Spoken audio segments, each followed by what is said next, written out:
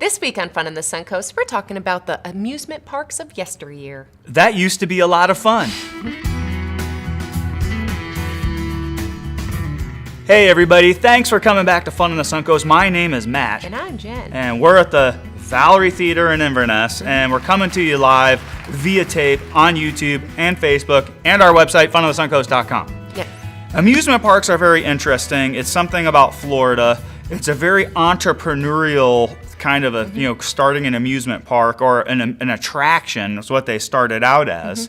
And the history of amusement parks and attractions in the state is quite fascinating because there's two things that happened in the state. We talked about this before. Two things that have happened in the state that sort of changed, well, actually three things that started to change the way things work. Number one, air conditioning. Thank God for air conditioning. And yeah, we got one that specifically, that the only reason they were in business is because they had no air conditioning in cars. Number two, the interstate freeway system, which wiped out all kinds of attractions on 19 and 41 and all of the up Small north roads. Yeah, the north-south. That was the highways in the state. And number three was the creation of one of my favorite places, Disney World, when these entrepreneurs realized that they could just get you and keep you all day long, and then you'd keep all your money there, where a lot of the old amusements and attractions, you would go for like a couple hours, maybe. A couple hours and get out of there. Yeah, you just to get cool. Go into air conditioning and then get something to eat and get your kids back. Yeah, head down to drive-throughs, That's right. And could you imagine just the heat in the cars in the summer? Oh my gosh, in the roads. One of the first, number one, is a place that's actually open right now, but set to close at the end of the year. Why? And why don't you take it? It's Wet and Wild. Wet and Wild in Orlando. Goodbye. Yeah, sad as it is. It was started in 1977 by SeaWorld owner George Millay, and it's gone in 6 months. Well, goodbye to the water slide wedgie, folks. Yeah, sorry. And they have the one that goes straight down. I remember as a kid, we had scrapes on our back from going to the seams of the things. But you still do it 3 or 4 more times. But Universal is buying the property and creating Volcano Bay. They own Wet and Wild, and they're going to close it down. We all know where it is. It's just competition. The top 2 water parks in Orlando are both Disney water parks. So Wet and Wild was the first real water amusement park, correct? In the entire United States. That's right. So thanks a lot for everything, Wet and Wild, and we're looking forward to going to Volcano Bay. Hint, hint, Universal. Let me hit you with number 2, and it's a place that I went to as a kid with my sweet grandmother, Cypress Gardens. Those of us that are from Florida know about Cypress Gardens. They're famous for the water ski shows and the beautiful belles of the garden. The pretty girls dressed in old Southern Belle costumes. Cypress Gardens was really World War II era play, and it was a botanical garden because people would come and look at the plants and walk around. But and it accommodated the soldiers that were coming off leave. And they would be there. That's World War II, so they're training all over the place, especially over in Tampa. So what happened was they used it as a movie studio or a movie location, and they would have water skiing scenes. So some of these GIs saw pictures of this and thought, hey, that sounds like fun. Let's go see the water ski show.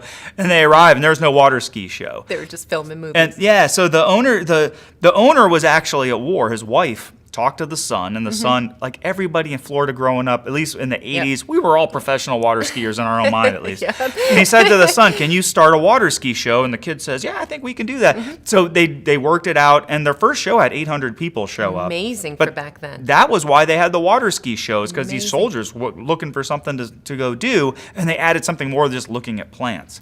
The second thing, the belles, the pretty girls with the as we have in Florida, we have a freeze, and it kills off plants. A lot of the orange trees got killed off with freezes throughout the years. And they didn't have the technology to keep them alive like they do now. I guess they could blanket them all, but they did. So anyways, they had this right at the front of Cypress Gardens. They call it the flame vine. It died. And they had all these dead plants, and they were worried that people were going to get upset. So they went to kind of sexist today, but they went in the office, and all the pretty girls that worked in the office said, would you put on this dress? And they would go out and distract the people coming in.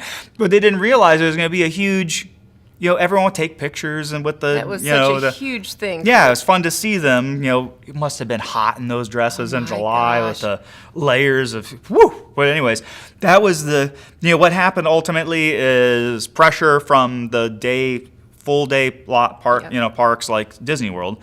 They went out of business, but they're now back in business as Legoland. And a lot of the botanical gardens is still there. They replaced some of the plants with Lego statues, but the the original Botanical Gardens is still there. And Legoland, at least they say that they're going to bring back the water ski show. They really should do that because that's really part of old Florida. Wonderful. So why don't you bring us numero 3? Circus World, doomed to fail is the best way to describe Circus World, sad as it is. Now, were they competing with Disney World at the time? Okay, so Disney World was getting built up, and they all realized that this is where the hub was going. But so they thought they would feed off of it. Instead, it was met their demise. Well, they had a couple different things. I want to give a shout out to the Feld family of Feld Entertainment and their Monster Jam today. That's wonderful. But it's Irvin and Israel Feld, the two brothers. They bought Ringling Brothers Barnum and Bailey Circus and were famous for modernizing the circus. They got rid of the freak show because they thought it was demeaning to people with disabilities, which is correct. True.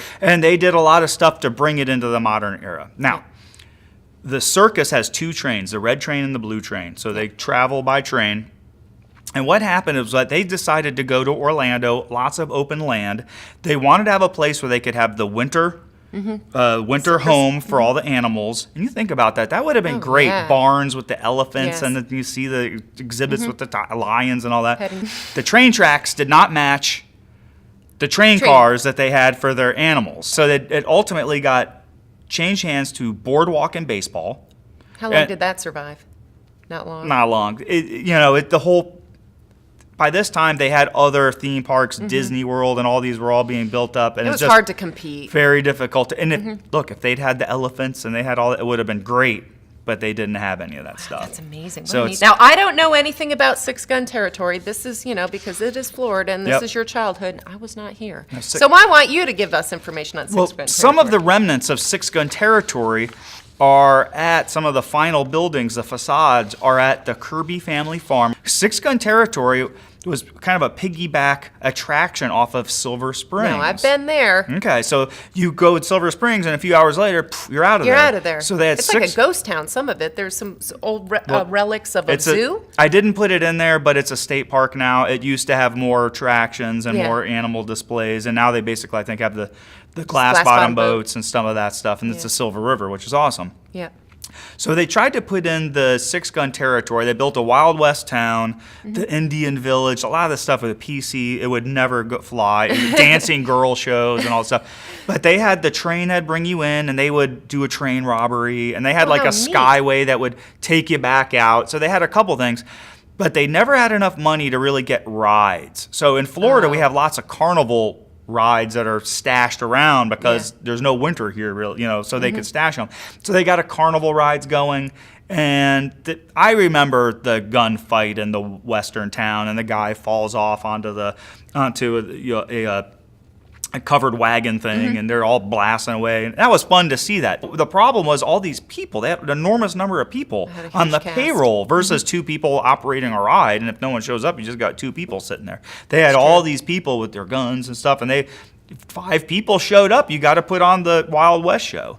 Now, number 5, Dogland. Your favorite. Oh, I want to go there. Did you look where Dogland was? Chiefland, Florida. What's in Chiefland? What's in Chiefland? Well, back then in the late 50s, early 60s, Highway 19 went through Chiefland. And that was the main corridor, correct? No interstate freeway and no air conditioning. Oh, can you imagine, because it's the beginning of July, or mid-July, could you imagine smell driving from the back seat through Florida with no air conditioning and the windows are all open? You can only maybe go 50 miles an hour. 50 tops. And those cars were so hot to begin with. They didn't have the insulation in the roofs, those old station wagons. Woo! Oh, so you'd see that Dogland, and basically it should have just said air conditioned land. Exactly.